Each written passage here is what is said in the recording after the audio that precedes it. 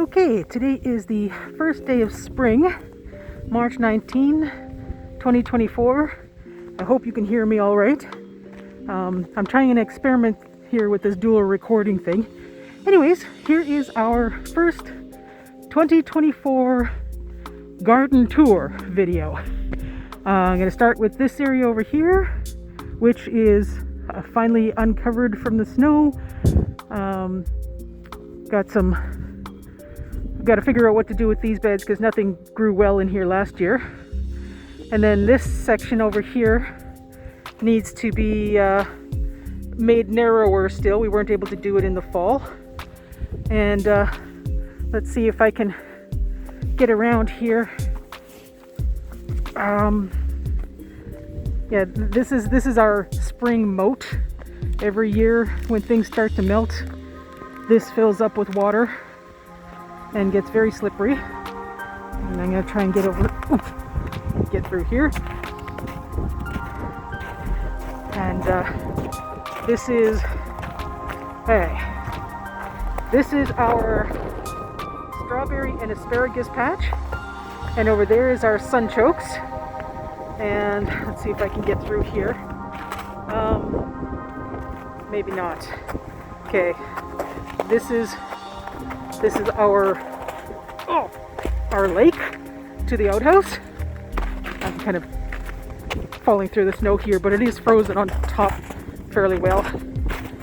Okay, over here we've got our raised beds that we still have carrots in this bed. We haven't been able to harvest them, mostly because we can't get to it. Not a problem I expected to have.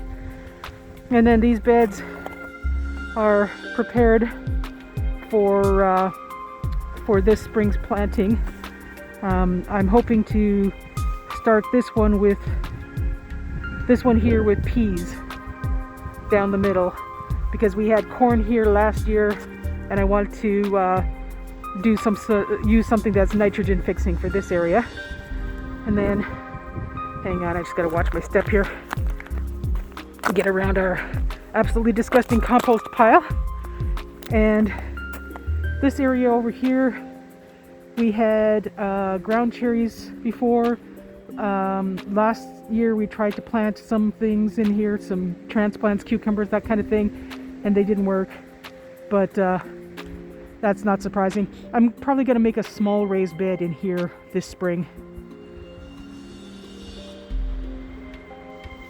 Okay, I was gonna restart filming later, but this is, it's not very safe to go through here. So I'm gonna go through the trees to get to the main garden area. And as you can see, we've had deer visiting us. So we've started to remove some of the dead trees, and I still have a couple of dead trees that need to be harvested here.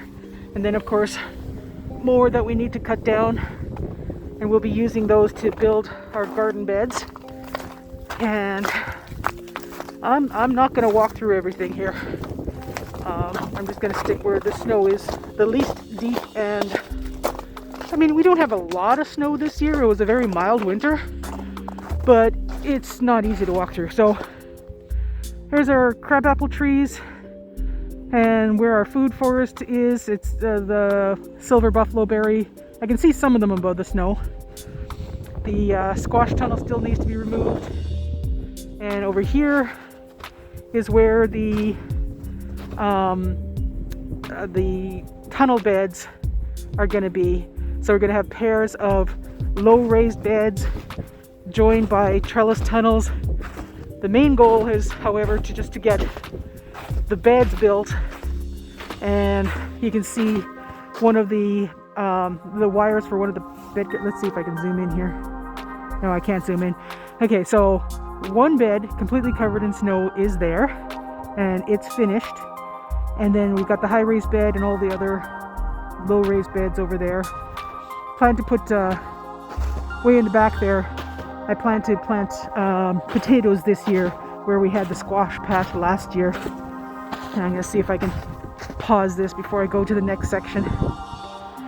Okay, in this section here which I can barely see because my glasses keep fogging up. Okay, that is a Liberty apple tree. It's actually about half the height of that protective thing. It's wrapped around the bamboo stake to hold it in place. Over here is where we have the saffron crocuses planted, and then we have tulips planted over there. And over on the other side of this lilac hedge, we've got the area that we planted with grape hyacinths, and then farther on is the area where we planted the snow crocuses. Okay, and here we have our old kitchen garden. There's a retaining wall over here with the planting inside. Oh, there's a piece of styrofoam there. I can't reach it right now. Anyways, this is where the garlic is planted. We've got garlic planted in there as well. Hang on. Okay, so I'll get that later. Alright, we got chives under here. The cats get under the storage house here, but yeah, there's quite a bit of ice. This little bed has garlic in it, well mulched. There's rhubarb here, got walking onions here. There's flowers planted along here. The middle of this bed has more garlic, just down the middle.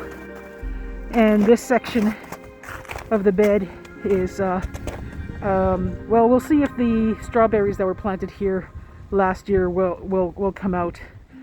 But they might have frozen. We'll see.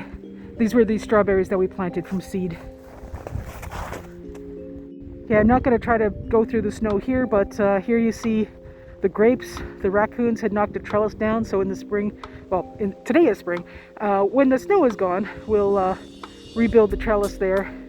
And then against the fence over there is where we're going to have a permanent area for bread seed poppies. Have to redo the bed there. And yeah, that's it. I'm getting inside because it's cold. Alright, now that we are in the warmth of the house, let's take a look at our big aquarium greenhouse. This tray has butterfly flower, which is a type of milkweed. And over here are the San Marzano tomatoes, which have been planted fairly recently, so there's not going to be any seedlings visible yet. This one is on the heat mat, which you can't really see. Anyway, so we've got the deeper cell trays we're trying out this year for these. Alright, we're at the window here. We've got a mini greenhouse frame. Here we have German winter thyme. These two are purple beauty bell peppers, and then we have sweet chocolate bell peppers. In here we've got trays, one with 3 different types of eggplant and one with 3 different types of tomatoes. This tray has classic eggplant in the front. In the middle is little finger eggplant, and in the back is the Cheyenne hot pepper. And I've got these little mini LED lights hanging over that's borrowed from kits like these. This one over here is the yellow onions, and over here are the shallots. This tray is the red Wethersfield onions. They're not doing very well. I'm not sure why. However, the mulberry seems to be doing quite well. They are really enjoying it under these lights. And we also have a coffee plant over here that needs to be transplanted.